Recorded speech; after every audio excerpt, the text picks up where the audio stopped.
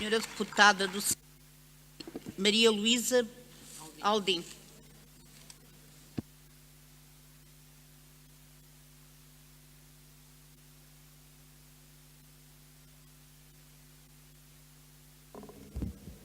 Excelentíssima Senhora Presidente da Assembleia Municipal, restantes elementos da mesa, excelentíssimo Senhor Presidente da Câmara não está, Senhor Vice-Presidente e caros membros da variação, caros deputados, público presente, cumprimento todos.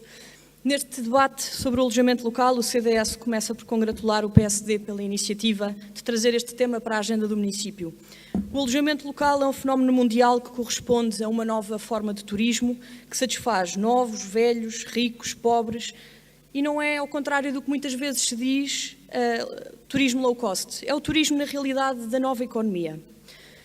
O alojamento local é responsável pela criação de milhares de postos de trabalho. Mais concretamente, só para vos dar alguma ideia de dados, em 2016 correspondeu a 5.700 postos de trabalho. Não são apenas para os proprietários, é para toda uma indústria que está associada, lavandarias, limpezas, guias, restauração, entre outros. Este impacto teve até influência de 1.660 mil milhões de euros nas nossas finanças, corresponde a 1% do PIB. O alojamento local foi o ator principal da requalificação urbana do centro da cidade, que estava até hoje ao abandono. Hoje, poucos se lembram da Baixa deserta, sem vida, sem ninguém a querer lá viver. O alojamento local é sustento de muita gente da classe média. 80% dos donos do alojamento local só têm um estabelecimento de alojamento local, o que significa que, também mais uma vez, ao contrário daquilo que tem sido dito, não é uma atividade de ricos que têm dezenas e dezenas de estabelecimentos, ao contrário do que muitos pensam, como vos disse. Mas o CDS, ainda assim, não fecha os olhos nem ignora os efeitos secundários que a atividade nos traz, pelo que entendemos que devemos estar atentos a eles e ser capazes de tomar medidas.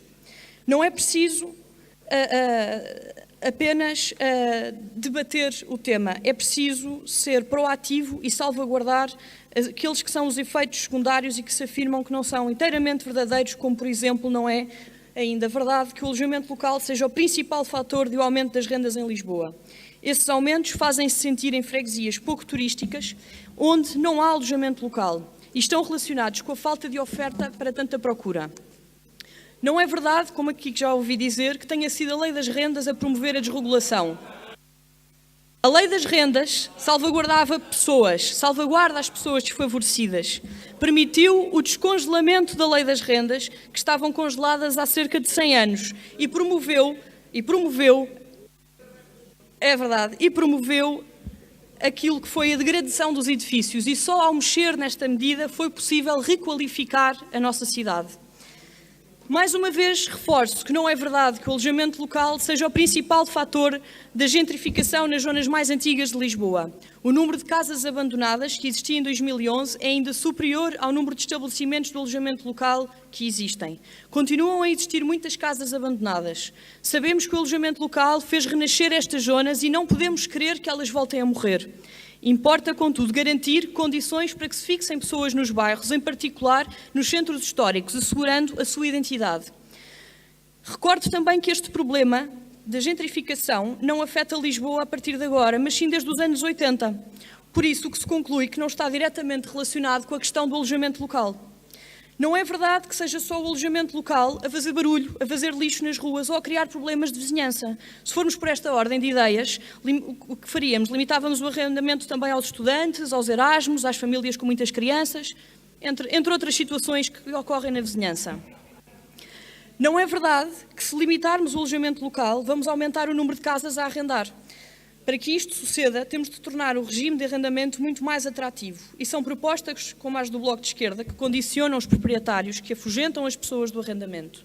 Se queremos mais arrendamento tradicional, temos que torná-lo bem mais atrativo. Se limitarmos o alojamento local, as casas não vão para arrendamento, mas ficam na clandestinidade ou no abandono, como aconteceu no passado.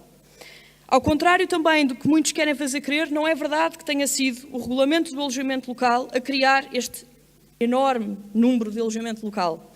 Aquilo que a lei fez foi trazer essas pessoas da clandestinidade para a economia formal. O número enorme de estabelecimentos já existia. Estava escondido, meus amigos.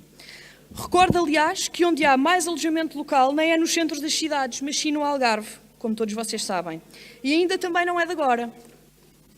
O CDS defende a regulação atual, que, recorde, começou com o PS em 2008, em que a figura do alojamento local foi criada na lei e foi alterada pelo CDS, especialmente para que se tornasse mais ágil e promovesse a saída da clandestinidade.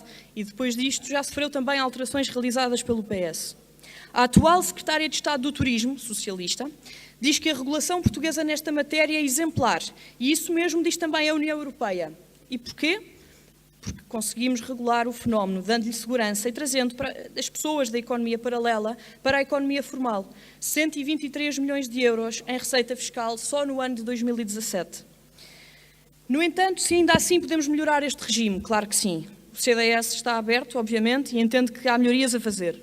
Não concordamos com as medidas defendidas pelo Bloco e pelas esquerdas. Somos contra impor o máximo de 90 noites para o alojamento local, difícil de formalizar e facilmente contornável. Os turistas passam a ser apresentados nos prédios como os primos que vêm do estrangeiro, os pagamentos passam a ser feitos por baixo da porta, gente passa a trabalhar clandestinamente, sem contratos nem recibos. Nada que nós já não tivéssemos visto no passado. Porque somos contra cada pessoa só poder ter um alojamento local. Essa norma é demasiado restritiva. E se uma pessoa estiver em Lisboa e outra no Fundão, outra em Belmonte, outro no Algarve, por exemplo, que valores estamos a tutelar com esta proibição? Alguma informação que nos possam esclarecer? Porque somos contra passar o licenciamento, no fundo, dos alojamentos locais para as câmaras municipais e com processos de licenciamento. É preciso lembrar que em 2008 até 2014, as câmaras tinham o processo nas suas mãos e correu mal. Como eram burocráticas, os processos eram longos. Mais uma vez, voltávamos à questão da clandestinidade. Porquê é que somos contra impor cotas nos bairros para o alojamento local? Vai ser complicado, se não impossível, definir essas mesmas cotas. Cotas relativamente às casas todas, às casas habitadas. Isto é complicado, confuso, aleatório, pouco seguro. Porque somos contra o condomínio autorizar caso a caso. Somos a favor que o condomínio possa ter no seu regulamento aprovado por todos, se naquele prédio pode ou não pode haver alojamento local. Mas somos contra, obviamente, que as autorizações sejam feitas caso a caso, porque vão criar um mercado de pagamento de autorizações. Os mais ricos compram as autorizações dos restantes e os mais pobres não conseguem. Gestão de condomínios e entendimentos entre condóminos já é... sempre Senhora foi deputada, complexa, não é peço prudente desculpa, trazer ainda só mais para complexidade. alertar, já usou o tempo cedido pelo PPM e agora está a usar tempo cedido pelo MPT, mas já está muito Obrigada. próximo do fim. Vou já terminar. Obrigada.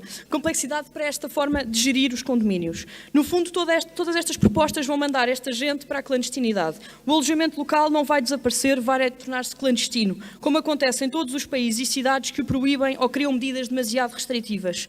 O CDS entende que o Governo deve realizar esforços para reconhecer realidades diferentes, pelo que há que fazer, por exemplo, uma distinção entre alojamento local ocasional e alojamento local profissional, e que isso pode motivar regimes ligeiramente diferentes.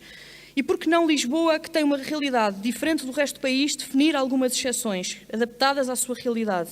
Também a Câmara Municipal e as Juntas têm um papel fundamental no entendimento do CDS nesta matéria, como, por exemplo, na identificação dos imóveis abandonados que precisam de reabilitação, promovendo a mesma junto dos senhorios, podendo assim disponibilizar maior oferta de arrendamento para o mercado, alojamento local ou não, e, naturalmente, assim, o preço também se reajustará, pelo que podem também ter outras medidas, como adaptar o aumento das recolhas do lixo, como já vos referi, que sabemos a situação problemática, diminuir os problemas criados com o aumento desta nova realidade em algumas zonas da cidade. Um segundo. Há que pensar de forma estratégica sobre os ajustes a executar. Termino reforçando a importância deste debate na Assembleia Municipal de Lisboa, pelo que propomos aqui, através da recomendação que entregámos hoje, que seja debatido o alojamento local no âmbito da 2ª Comissão, e acolhemos também a sugestão para que seja incluída na 5ª Comissão, para que o assunto seja discutido com maior profundidade, para que várias entidades sejam ouvidas e que consigamos chegar a consensos sobre recomendações nas medidas a tomar e os ajustes necessários a esta realidade. Obrigada. Muito obrigada, senhora deputada.